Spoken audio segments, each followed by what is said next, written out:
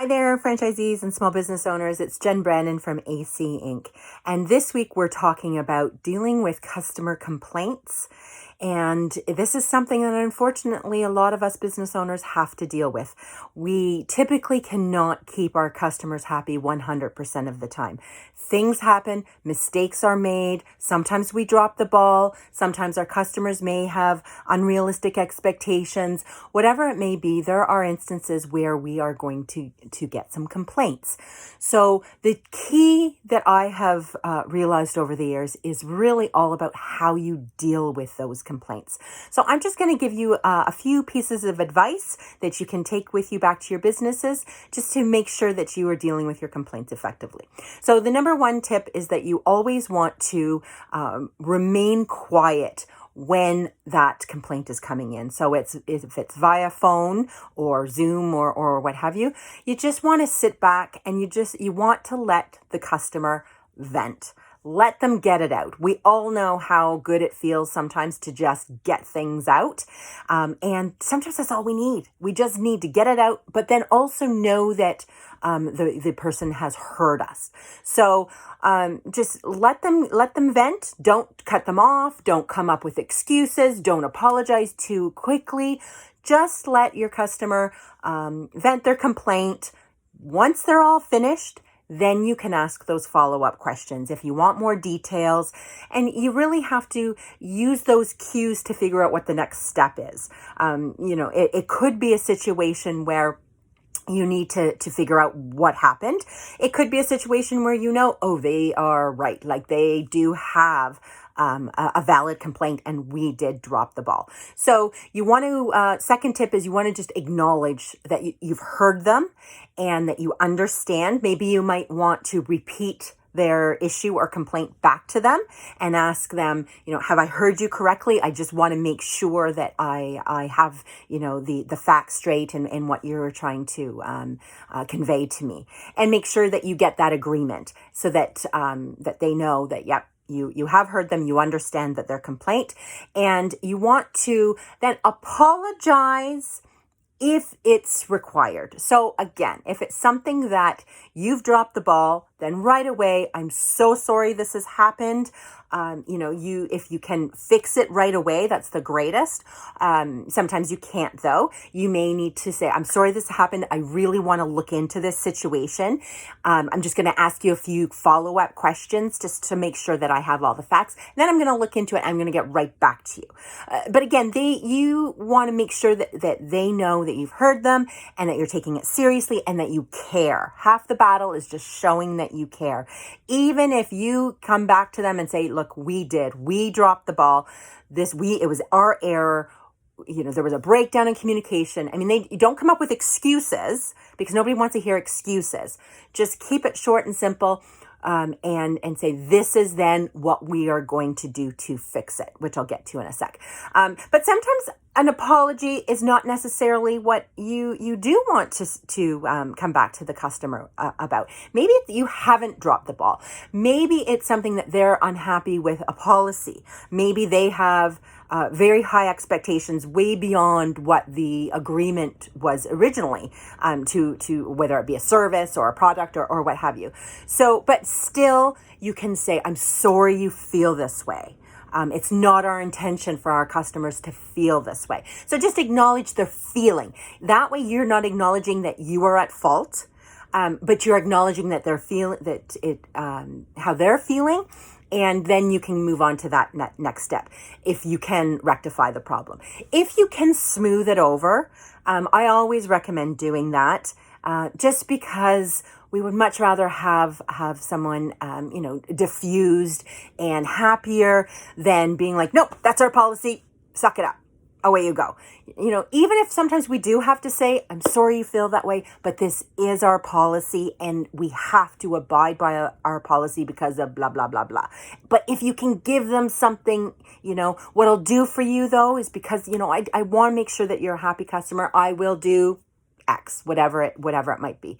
So just really take that time to try to make it up to them in a small way. That small little gesture can go a really, really long way. Free coffee, a little gift card or something like that. Whatever your industry is, maybe you can provide something along those lines. So, and then finally, once you've done that, then you want to really make sure that if there's any action that you need to kind of end the call with, that you're going to do this, what is that next step? You're going to follow up with them when, you're going to call them back when, or you're going to shoot them an email, or what is it, so that they know what to expect. If they just wanted to vent and you've already solved the problem or told them what you're going to do, and then, you find that they're satisfied, just make sure you can ask that kind of question, how do you feel now? Can we move forward? Maybe a clean slate. I'm going to do everything in my power to make sure that this doesn't happen again, or what have you. And then you really want to make sure that you thank them. Thank you for bringing this to my attention. Thank you for your time today, or what have you. Just show some gratitude.